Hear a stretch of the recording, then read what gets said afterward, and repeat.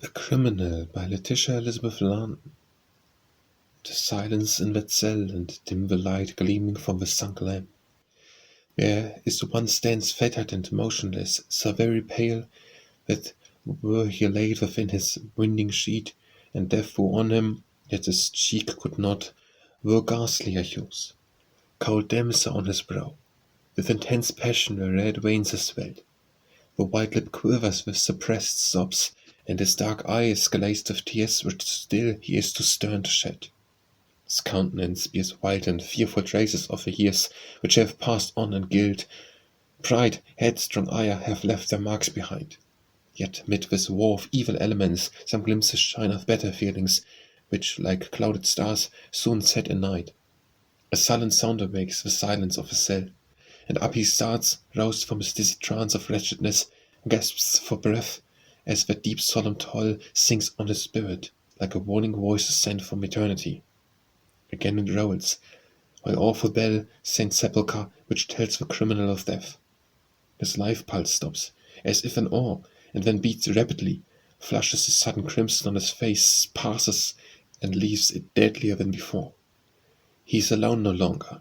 One is there whose only language is her tears, and one whose the words of anger of the sinful child, his shame and sorrow, find no utterance now.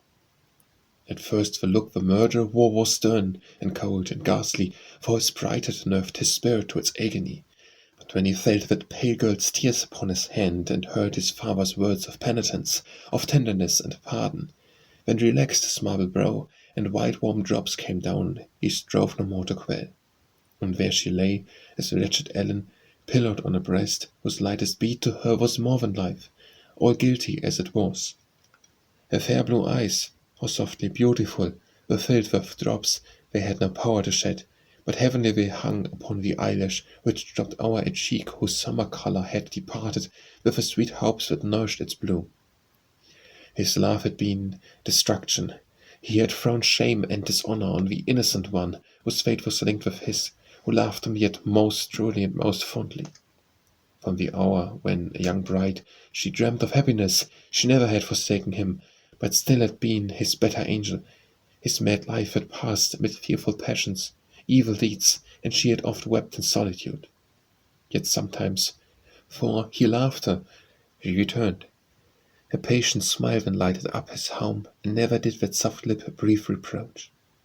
Only her health-forsaken cheek, her brow so wan, told of her wrongs, and she would sob at times upon his bosom, till he swore to leave his evil wanderings.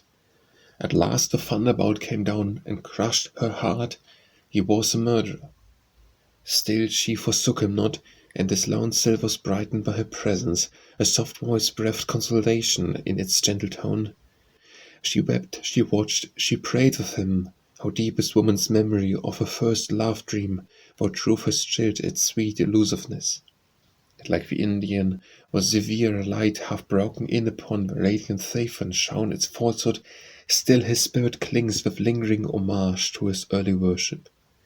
So Ellen's breast yearned to the guilty one, mid crimes, mid darkness.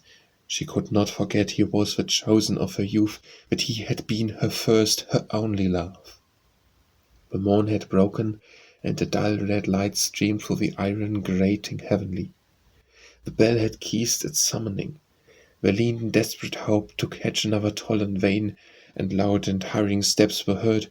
The door was opened, and the chains were struck from off his shackled hands. They led him forth. He clasped his Ellen, and pressed one cold kiss on lips as cold, and placed her as a child upon his father's bosom, and departed. A shriek ran after him, and many there, to their last hour, shall not forget that cry. They led him on. His step was firm, although his face was very pale, and when he reached the scaffold, he knelt meekly down and prayed. Silence was all around, his eyes were closed. This world one gasp concluded, and to him opened eternity.